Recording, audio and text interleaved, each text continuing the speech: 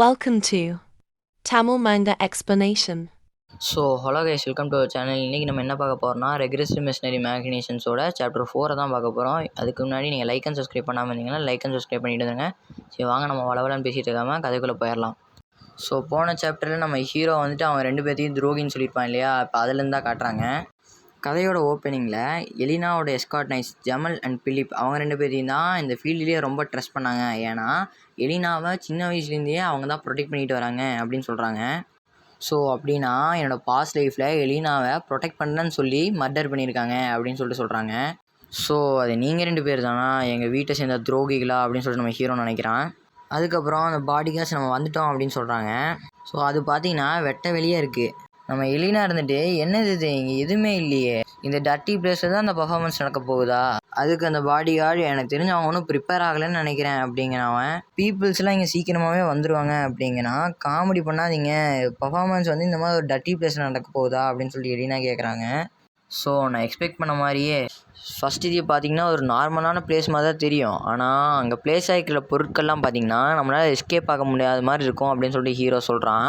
அவங்க முன்னாடியே ப்ரிப்பரேஷன்லாம் பண்ணி வச்சிட்டாங்க அப்படின்னு சொல்லிட்டு நம்ம ஹீரோ சொல்கிறான். பார்த்தா திடீர்னு நம்ம ஹீரோவை வாங்க போகலாம் வேணாம் அப்படின்னு சொல்லிட்டு எலினா இழுத்துட்டு போக ஆரம்பிச்சிட்டாங்க. இன்னும் அந்த பாடி கார்டு இருந்துட்டு எங்களேடி நம்ம வந்ததுக்காக அட்லீஸ்ட் இந்த ஷோவை பார்த்துட்டு போக வேணாமா அப்படின்னு சொல்லிட்டு கேட்குறான். எலினா இருந்துட்டு நோ தேங்க்ஸ், இந்த மாதிரி பிளேஸில் நான் எந்த ஷோவும் பார்க்குறதா இல்லை அப்படின்னு சொல்லிட்டு சொல்கிறாங்க.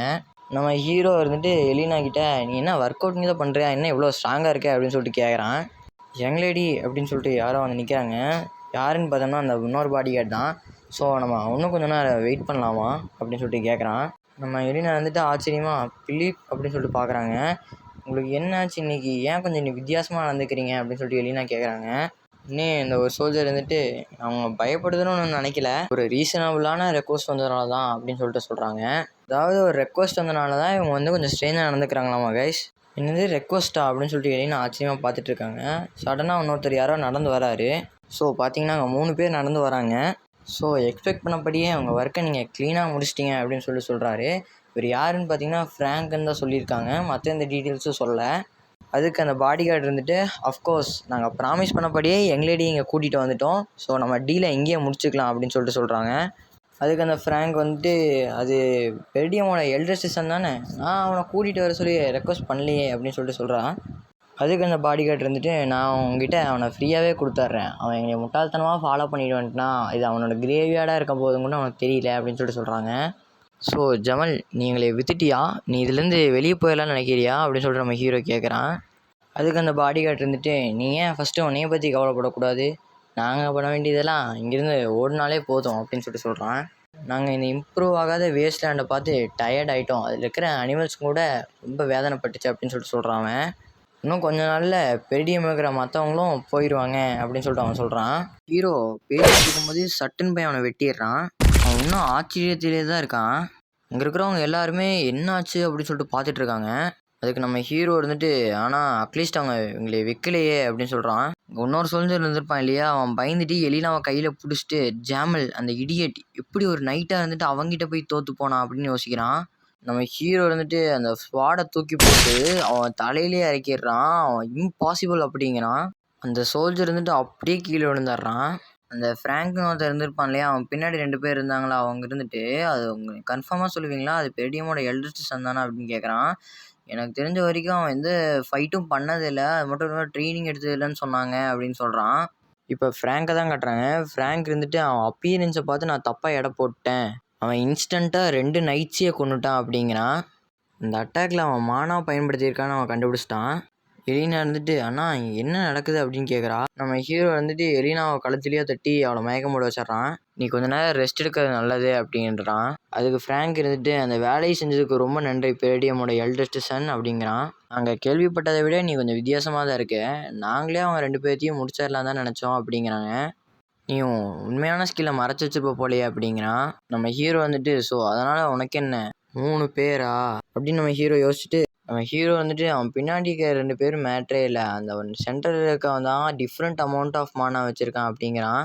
நான் இது சீக்கிரமாக முடிக்கணும் அப்படின்னு ஹீரோ நினைக்கிறான். நம்ம ஹீரோ இருந்துட்டு நான் உங்ககிட்ட ஒன்றே ஒன்று கேட்குறேன், இது யாரோட ரெக்வஸ்ட்னு கேட்குறான்.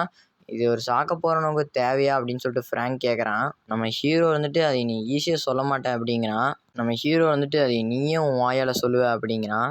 ஃப்ராங்க்குக்கு பின்னாடி இருக்கிறவன் இருந்துட்டு நான் அவன் தலையை எடுக்கணுமான்னு கேட்குறான். ஃப்ராங்க் இருந்துட்டு இல்லை, அவனோட உயிரோட பிடிச்சா அவன் எலும்பை உடச்சிருங்க, அவனால் ஹெல்ப் பண்ண முடியாது, ஆனால் அவனுக்கு கோவம் வரும் அப்படிங்கிறான் ஃப்ராங்க்கு. எஸ் சார்ன்னு சொல்லிட்டு அவங்க ஹீரோவை கொல்ல போகிறாங்க. நம்ம ஹீரோ அவன் கையில் இருக்கிற கிராக்கரை அவங்க முன்னாடி வீசிடுறான். அவன் ஃபயர் கிராக்கர்னு பார்த்துட்ருக்கான்.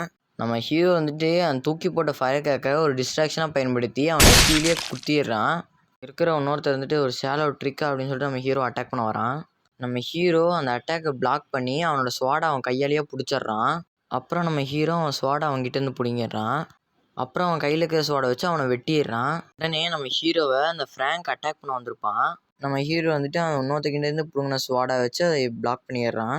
அதுக்கு ஃப்ராங்க் இருந்துட்டு அவன் அந்த பொசிஷனில் இருந்துட்டு அந்த அட்டாக்கை பிளாக் பண்ணானா, நான் இத்தனைக்கும் கரெக்டாக அட்டாக் பண்ணனே அப்படிங்கிறான். நம்ம ஹீரோ இருந்துட்டு அவன் பக்கம் திரும்பி அவன் கழுத்துலேயே அட்டாக் பண்ணுறான். நம்ம ஹீரோ ஃப்ராங்கோட கழுத்துக்கு கரெக்டாக எய்ம் வச்சு கட் பண்ணுறான். பார்த்தா அவனோட சிகரெட் 2ஆக விழுந்துருது. பார்த்தா ஃப்ராங்க் நம்ம ஹீரோவை அட்டாக் பண்ணுறான். இதுக்கு ஃப்ராங்க் இருந்துட்டு நான் சர்ப்ரைஸ் ஆகிட்டேன், நான் மட்டும் கொஞ்சம் மானால் லேக் ஆகிருந்தேன்னா என் தலை நிலைக்கு துண்டாக போயிருக்கு அப்படிங்கிறான். நம்ம ஹீரோ வந்துட்டு அவன் கழுத்து கரெக்டாக வந்த ஸ்ட்ரைக் அவன் எப்படி சர்வே பண்ணான், அவன் மானாவை அவன் கழுத்து ஃபுல்லாக ஃபோக்கஸ் பண்ணி அந்த டேமேஜ் அவன் ரெடியூஸ் பண்ணியிருக்கான் அப்படிங்கிறான் நம்ம ஹீரோ. ஃப்ராங்க் இருந்துட்டு அவன் எப்படி இந்த வயசில் ஒரு ஸ்ட்ரேஞ்சான ஸ்வாட்ஸ்மேன்ஷிப்பை கற்றுக்கிட்டான் அப்படின்னு யோசிக்கிறான். நீ இப்போ சாகலாம் அப்படின்னு சொல்லிட்டு ஃப்ராங்க் சொல்கிறான். அதோட இந்த சாப்டர் முடியுது கைஸ். ஸோ நம்ம நெக்ஸ்ட் சாப்டரில் சந்திக்கலாம் guys. Thank you for support. Bye guys. Next வீடியோவில் உங்களை மீட் பண்ணுறேன்.